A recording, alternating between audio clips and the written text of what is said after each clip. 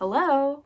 I have released my first ever poetry collection. Ah! It's available now on my Ko-Fi page, and it's pay what you wish, so you can snag a digital copy for free, or if you like what you read, you can leave a little tip for the artist. In this video, I'm going to do a reading of a few of the pieces in the collection, and so it's kind of like a sneak peek for you, and hopefully it entices you to check out the full collection. So this collection is about my early days of gender shenanigans, gender discovery. It's about the process of me figuring out what trans means to society and to myself, and sort of navigating how I figure out my own identity, which is ever changing. So this is kind of like a time capsule, if you will, a moment in time. I just wanted to make something, complete a project, and put it out there and share it. So I hope that something in this collection speaks to you, and yeah, let's get to the reading. Chest plate. How will I know when I don't need to put my armor on anymore? It's tight and heavy, like it's welded to my body. It would take a great effort and a good many years to pry it off. If I could release its grip, hold my hand outstretched, stepping into the field, with birds, with sun, with soft green and gentle blue. But then an arrow grazes my chest, and for too long I cannot breathe. Rebecca Solnit spoke to me this evening before I went to bed. What is armor, after all, but a cage that moves with you? I fear if I spend too long uncaged, unconfined by the eyes and hands of others, then I fear I shall be too light, too fleeting. I shall be the one to slice, draw blood. I fear I might be a rabid dog, begging, whining, pouting, hunching, growling, sneering, a flashy show of power at a glance, but upon closer inspection, I just run. I fear I will expire without the heaviness. I will blow away like dust, ashes in the storm of a world's end, nothing left for a person who stopped clenching her steel form so she deserved it. I am a woman, not by choice, but by assignment and by perception. If I could choose to take this fucking chest plate off, don't you think I would?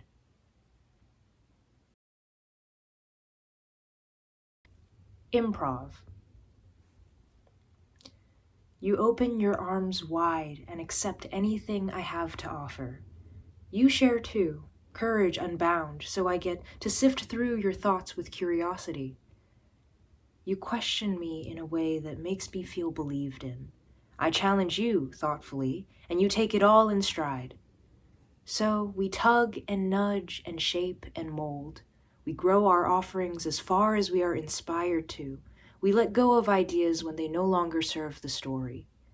We collect details, then throw them away, and for a while it seems that we have left them behind. But then, in a surprising and delightful moment of memory and wit, we call them back. Yes, and I love you.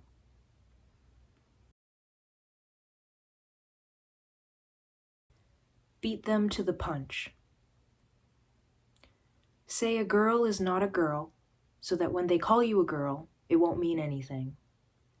Say a boy is not a boy, so that when they say you're not a boy, it won't hurt.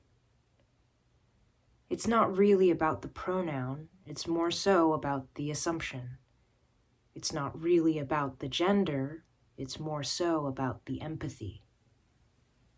Spend your whole life wishing all strangers could be your friends. Spend your whole life believing in a world that doesn't exist. And still think, someday.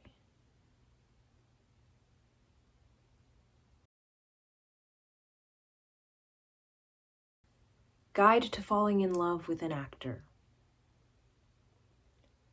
Don't fall in love with an actor when he is performing on stage. That is not him, but a character in a story designed intricately by hand, placed in a moment in time, put on loop, reacting to given circumstances, projecting memorized lines. No matter how true it feels, no matter how true it is not him. Fall in love with an actor when He's deep in thought on the subway home, or when he's trying to unfurrow his brow while job searching, or when he's singing in the shower due to a good mood, or when he's learning to cook and is nervous about the fire, or when he's telling you about all the books he wants to write, or when he's asking if you'd maybe want to stay the night, but no hard feelings. It's totally okay if you don't.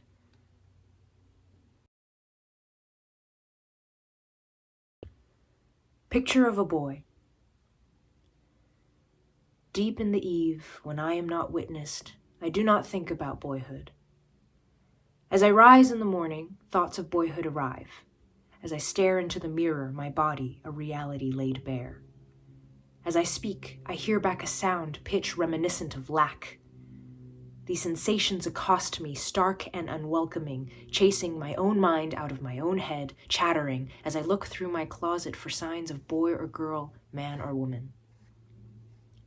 This morning, the clouds are bright gray and overwhelming. When I look outside once more, everyone is in drag. On the college campus, I see all these young adult boys with their eyes, their smiles, their arms, muscle sharp and rectangular walk. I hear them with their voices, deep, self-assured mumble that drawls in my ear but croaks in my throat. They have, I don't. The sun's love shines gradually upon this orange afternoon. I let its warmth lift me, floating gently off the ground. Wow. There are boys like me, boys with their sing-song, boys with their long locks and their funny little poses, boys with their girlhood, their in-betweens, their soft and supple providence, their gentle, tender touch, their careful thoughts. I question if it must be either or, feminine, masculine, as if one subtracts from the other, some odd metaphorical equation.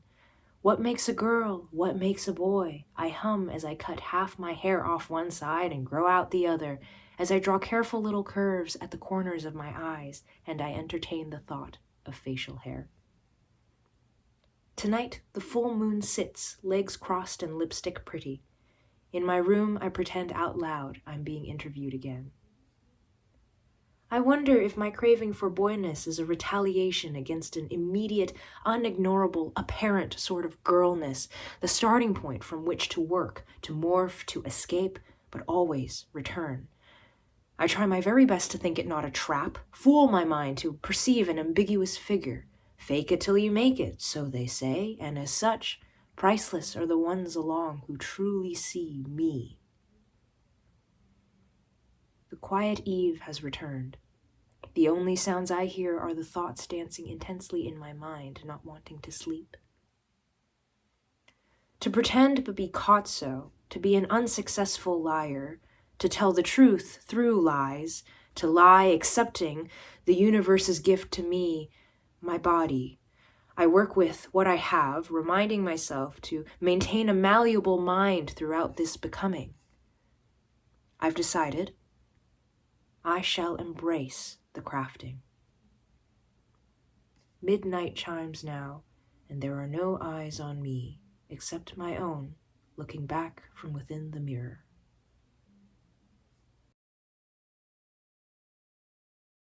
Thank you so much for watching. I hope that this has made you want to go check out the full thing on my Ko-Fi page. And yeah, thank you for reading, and I'll see you next time. Bye-bye.